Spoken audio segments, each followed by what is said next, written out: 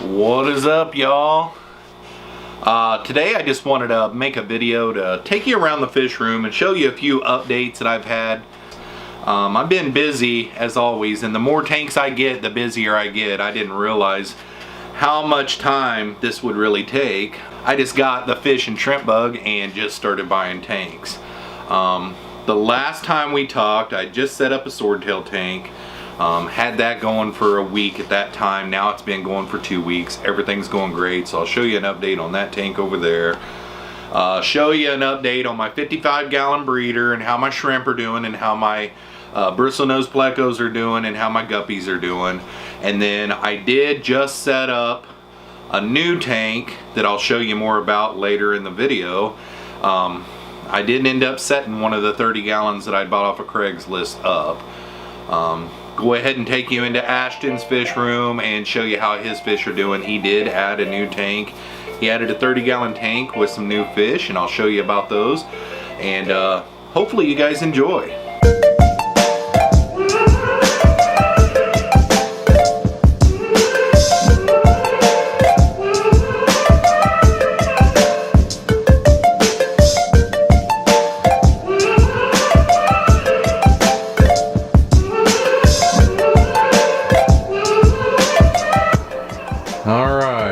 This is the beginning of the fish room update.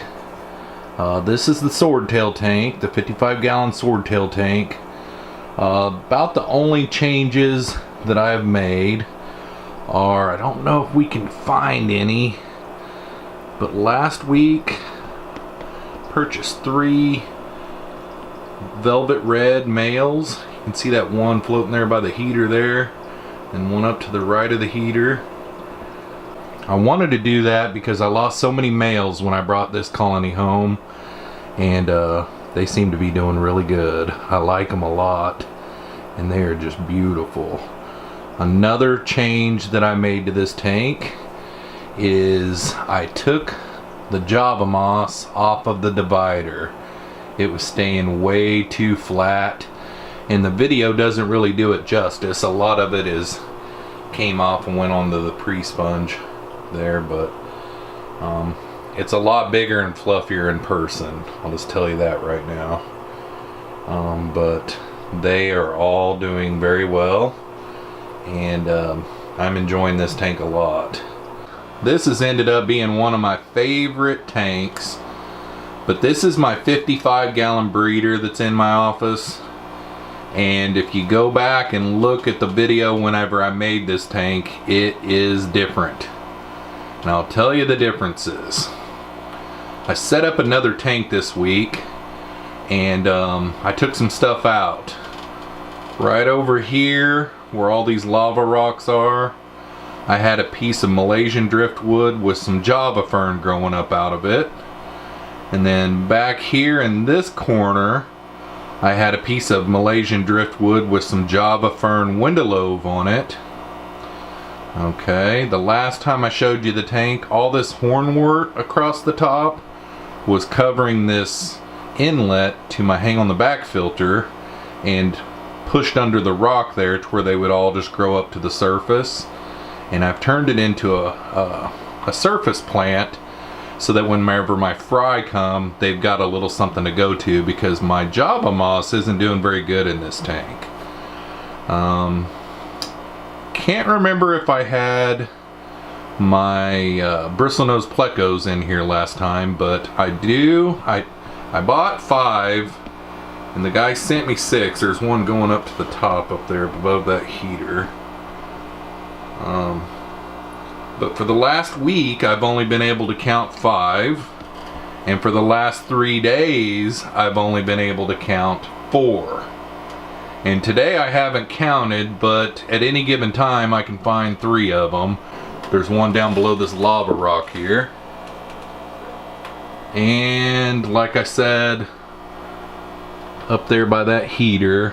And they seem to be doing really good. I've just got a couple missing in here. There's a lot of hiding places, but man, I've took the sponge filter apart and looked in there because they like to get in that down tube and go down in there. I've looked everywhere. The only thing I can think of,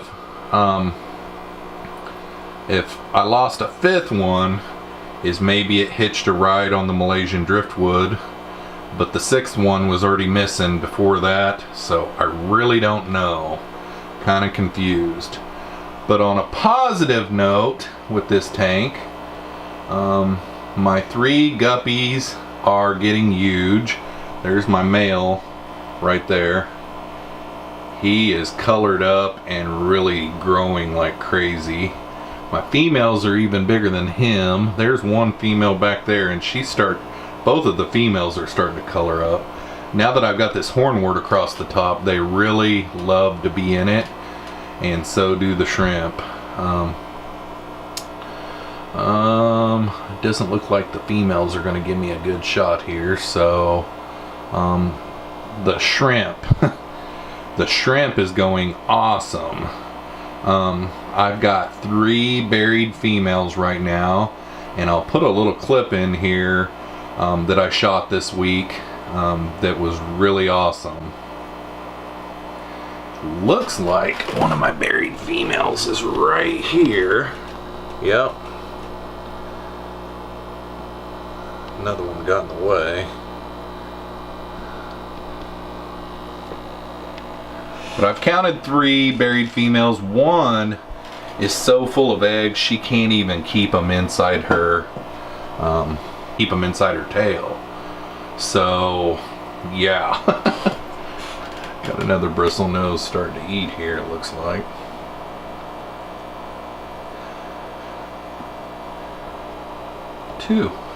Got 2 on it right there. There's one of my females. She is huge. Should probably go out of focus here, but her color is better in person than it's showing up on video. I don't know if you can tell on video, but she is really getting a lot of red to her. Might as well give you an update on the quarantine tank as well. It is set empty for a week, but I had a little mishap in the fish room. I noticed in Ashton's 29-gallon breeder tank that one of his blue neon tetras had some ick. And if you remember, he's got 6 blue neon tetras, and I pulled them out and only 5 of them made it. But I've medicated them, and I don't know if you can see this biggest one's back tail there, but they've got a little ick, and I think I caught it at the beginning. So I'm gonna keep the meds going until it clears up, and then figure out something else. I think his tank is getting too full, which we'll go to it next, and I think that they were just getting stressed out. So we saved 5 of them. One of them didn't make it, so we're gonna go ahead and quarantine them for a week, and then come up with a game plan. Alright, here's Ashton's 29-gallon breeder tank, and as you can see, it is packed full of fish. It's got somewhere close to 20 fry in it, and ended up, I think he's only got about 4 shrimp left, and they're all males. 3 red cherries and 1 solid black one that I don't know if I ever talked to you guys about, but it came with one of my fire red cherry shrimp orders that I'd gotten, and I think the reason why they had that one in there was to darken up their line, because their line of fire red was a lot darker red than what my first line was. So I'm almost wondering if they had this black male in there to darken up their line. So just kind of been holding off to put him in there because I kind of don't want to mess up the line, but at the same time I don't really know, so I'm just keeping him in here, and give you guys a closer look at his fancy male, how he's doing. I mean, he is just huge. Let me get a little closer here. There's a really nice female up the front here. She's the one with the pretty tail. Then there's his other really pretty female back there in the back. They just stay pregnant all the time. He's got another 30-gallon tank now that I didn't use the other 30-gallon tank, so he's talking about maybe moving his guppies over into a 30-gallon tank to give them some room. He's also got his albino Bristlenose Plecos in here. He's got 2 of them. There's one on the side of the cholla wood there. And don't seem to see any shrimp right off the top of my head here. But it's a fun little tank. I mean, you can come in here and watch this thing for hours, and the fish all seem to be doing good except for those blue neon tetras. And there's no sign of ick on any of the other fish. I didn't even medicate this tank. I just medicated the tetras, and not all of the tetras had the ick spots on them. Just the one did. There's his other pleco back there on the back side of its cave. I don't know if it'll focus. There it is. Yeah, not much new except for he's producing a lot of guppy fry. I mean, he is producing a lot. There's one pretty good sized one there that's starting to get up into the juvenile stages. It's one of the first fry that he got. And it's like no sooner than they pop out babies, they're pregnant again. These females are pretty. They're getting big. I was hoping that we'd be able to see a shrimp or two. There's a shrimp. If it will focus on it. Right back here on the other side of this moss. Kind of close to the middle of the screen. I don't know if you can see it in there, but just sitting there on that driftwood.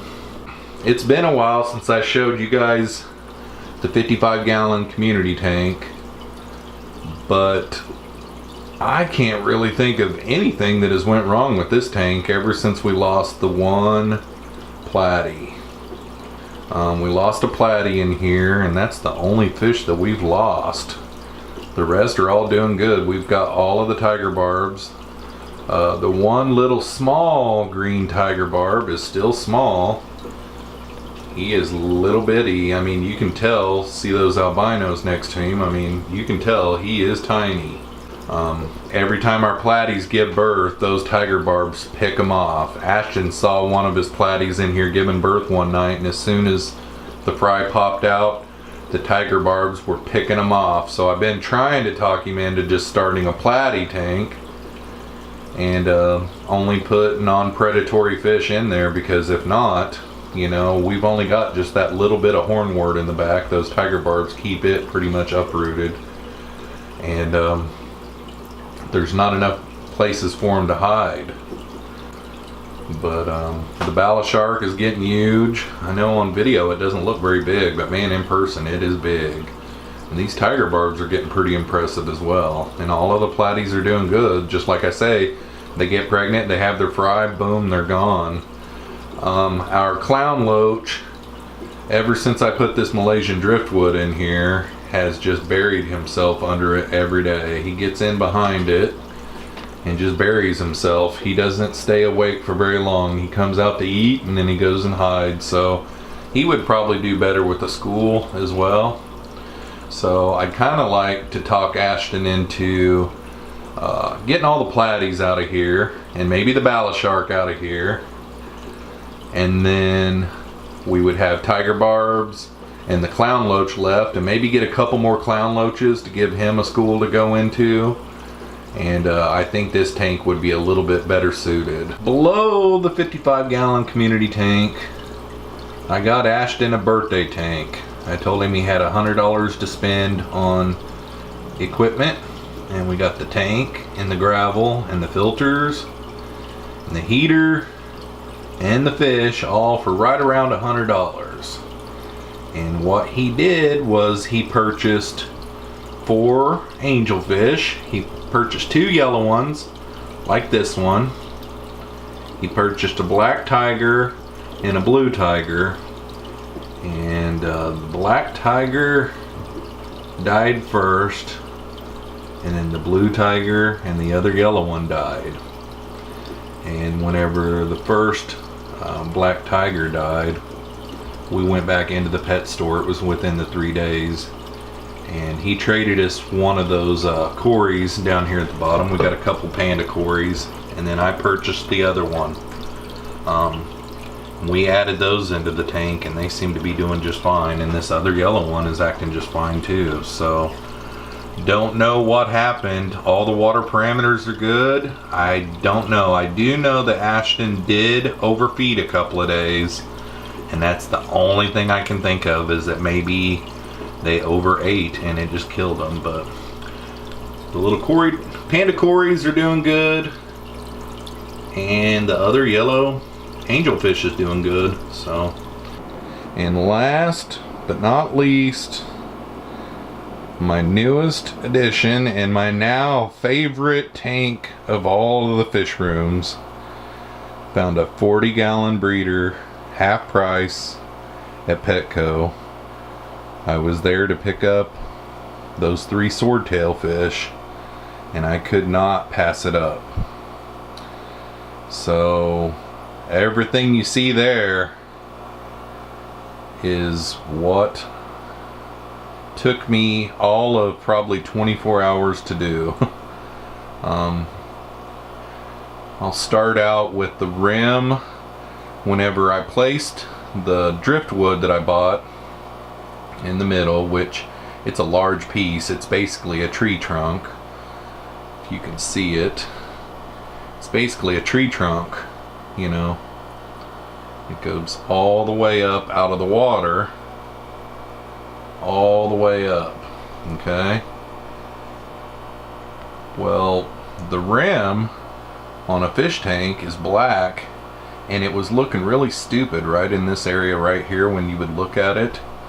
So I went on YouTube and looked up a bunch of different videos of de-rimming the aquarium, and the one that I stuck on was the King of DIY.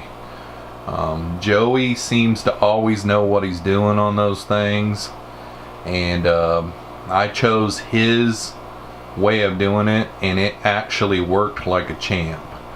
I do have a little cleanup to do of some silicone on the inside. I kind of, you know, actually got tired of it. It is a job. You got to go slow and take your time, because if you don't, you can break your brand new aquarium. But as you can see, it is really nice not having a rim on the top of your tank. I don't know how good it's showing up on video, but you know, there's a little bit of silicone film at the top. When you run the water up to the top, it doesn't really show anymore. And I'm hoping that after time goes by of it being humid and wet, that it will soften up and I can really just scrape it off pretty easy. But that'll be for a different day. I went ahead and planted this tank with flue wall stratum and an ADA soil underneath it. The ADA soil I mixed with some sand, and I only did 1 bag, so there's just a thin layer of the ADA soil, and then there's like 3 bags of flue wall stratum over the top of that. And then in the back I moved my Malaysian driftwood with my Java fern back there in the right corner, and then the Java fern window on the Malaysian driftwood back in that corner. And then my dwarf chain swords, I planted them and spread those all out pretty much all over the tank. And then I got some Monte Carlo that I planted over here, and then I glued some in a couple of different spots on the driftwood, and then there's 3 different spots where I glued some moss. And when the fish tank got about 3/4 of the way full, my tree started to float. So I had to pull a bunch of rocks out of my 55-gallon breeder, and I placed them accordingly to weight it down. And as of today, I took this top one off, and it started to act like it was going to move, and then it stayed. But I'm not going to chance it yet. I'm going to leave the rocks in for another week or so before I chance it, because when that thing pops up, it knocks my dwarf chain swords everywhere, and it just gets crazy. It's a beautiful tank. I do have a couple of patches of valve behind the tree that you can kind of see sticking up by that hang on the back filter. I do have a hang on the back small, and I have a sponge filter, and I do have a heater. I want this tank to really cycle through and really get stable. And my little antique desk, the lights are off in here, but this little antique desk worked perfect as a stand for my 40-gallon breeder. I love this tank. So what did you guys think? It's been a fun week. I really enjoyed setting up this 40-gallon breeder tank. I just wish that this driftwood that I purchased would stop floating to where I could take the rocks off of it. I am looking forward to getting some fish in there. I've just kind of been holding off, trying to see what kind of tannins this driftwood leaches out into the water, just in case, before I start adding some fish. Hopefully you guys enjoyed the update on where we're at in the fish rooms, and thanks for coming along. We'll see you on the next one. Peace out, y'all.